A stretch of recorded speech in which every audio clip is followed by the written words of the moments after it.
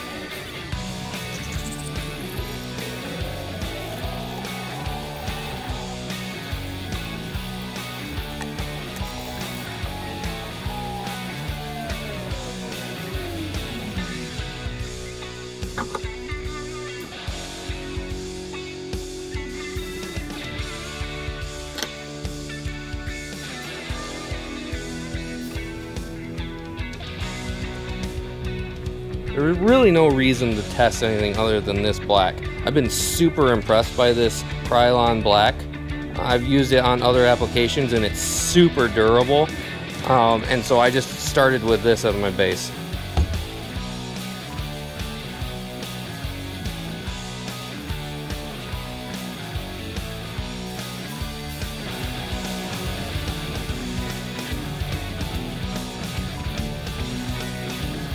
I made 4 emblems, painted each one with 4 coats of black to create the base to be underneath the gold.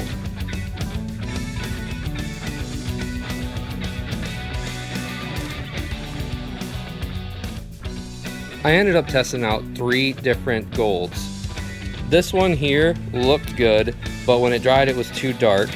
This one here I've had for a while, I've been really happy with on other projects. But when I sprayed it on there, it was not even close to the same gold color. So I had to get rid of that. This is the one I landed on. This is the one that it actually matches the gold plating that was originally on this in a way that it doesn't really distract. These two, however, they look nothing like this gold plating. So I ended up using this gold leaf color, and I was really happy with that. The first idea I had for applying the gold was to wrap a sheet of cardboard with a little bit of t-shirt material, then spraying down the t-shirt material with the gold.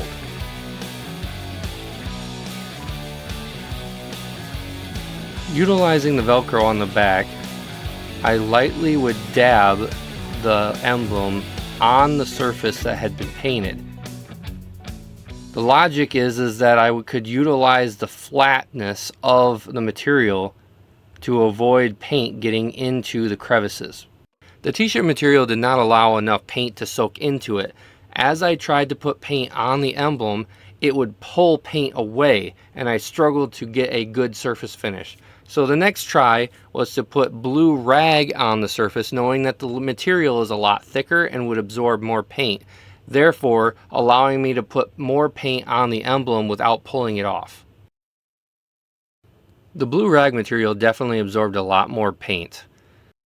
This definitely helped with the problem of putting paint on and then pulling it back off, but it did create its own problem. The texture of the blue rag was directly translated to the surface of the emblem, which did not look good.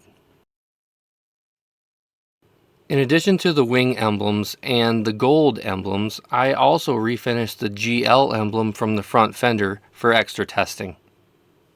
The clear coat testing has gone pretty good. I've definitely learned some lessons. Rust-Oleum does not go over well on Krylon paint. So I tried this one, which allows me to do this very fine outlet. And as soon as I put it over top of that Krylon color, it started to like almost fisheye. It just reacted to it. So this did not turn out good at all, which is the big nope. So I threw this one off to the side. Then I tried the Krylon clear, which is this one here. This one turned out awesome. I'm able to put a really heavy spray on there and multiple layers using my awesome hair dryer. This thing is fantastic, by the way. I would highly recommend this to anyone doing stuff out in the garage.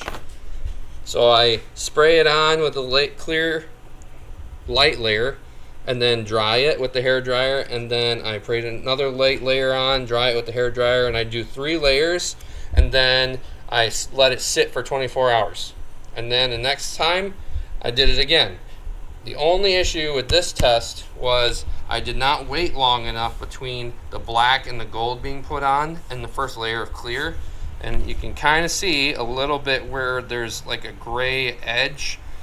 That gray edge is the black being washed off the edge from the clear being sprayed on. So what I ended up doing with this test is I waited 24 hours after the black and the gold were put on before I even started doing the clear. And this has 6 layers of clear on it. I was able to do 3, let it sit 24 hours, do another 3, let it sit for 24 hours. I'm going to do another layer of 3, and this one probably is going to be all set. So this one will be spray clear only. And it seems pretty durable. But I'm a little concerned that where this is placed on the bike, it won't hold up. So the next step is to do this as a test and try this glaze coat epoxy clear, which should be really durable. I should be able to put it on there super thick, and it shouldn't affect this in any way. But we're going to test it here before we do this one. So the idea is that if this all goes well, we'll have a spray clear one and an epoxy clear one, and we'll start with whichever one looks the best, and then we'll have a spare just in case something happens to it. Wow, this emblem thing is kicking my butt. I thought it'd be pretty straightforward, that, you know, I just clean it up, I repaint it, and move on with life. But apparently all that was not to be. The painting has been a struggle, the gold has been a struggle, the clear coat has been a struggle, and I've had to redo things I don't know how many times. So let me show you the plan I have going forward, and we'll see where we go from there. So here's what I did.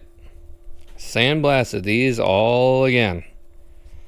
I hand painted the gold because that apparently looks the best. It's not bumpy. It doesn't have like a texture to it at all. It's nice and smooth, very precise edges. The trick I came up with to be able to use a brush to use spray paint was I took a chunk of rubber and sprayed multiple layers of paint on it. That way, every time I put a little bit of paint on, the solvent would eat into the layers, and it would allow me to mix it around, and the solvent would evaporate, and I would be left with this really nice thick paint that I could use with the brush. These will be my tests. How these turn out, I'll apply it to those. Both of these have one semi-light layer of clear on them. And the reason for that is the epoxy washed all of the gold off the edges and it started to puddle in the black, and that looked like garbage.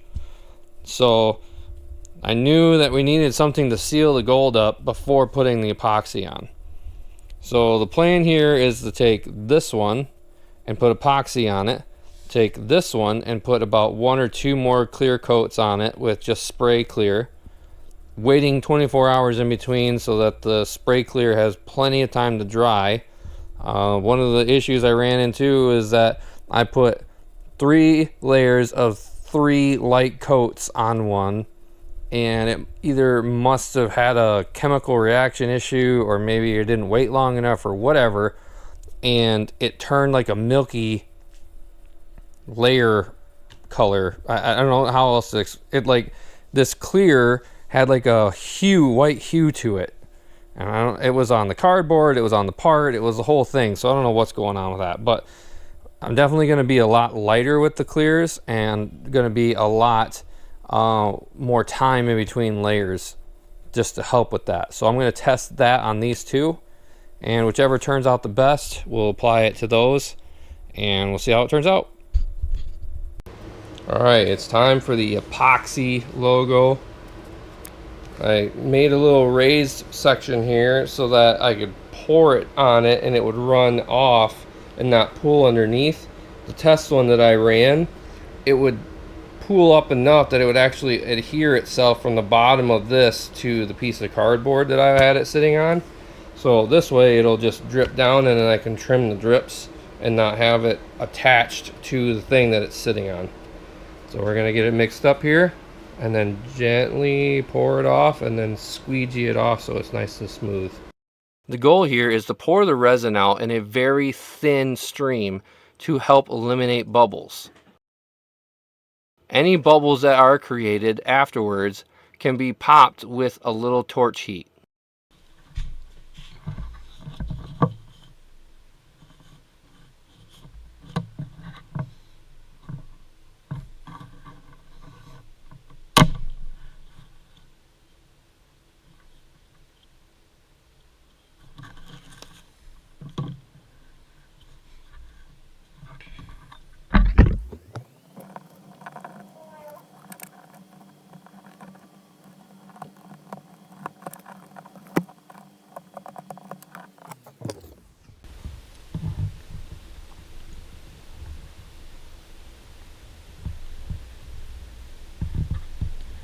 Well,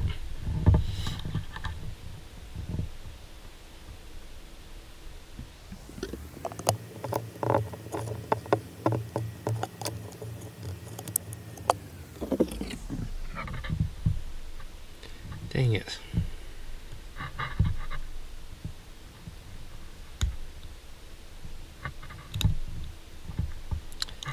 May be tough, but it's definitely not flexible.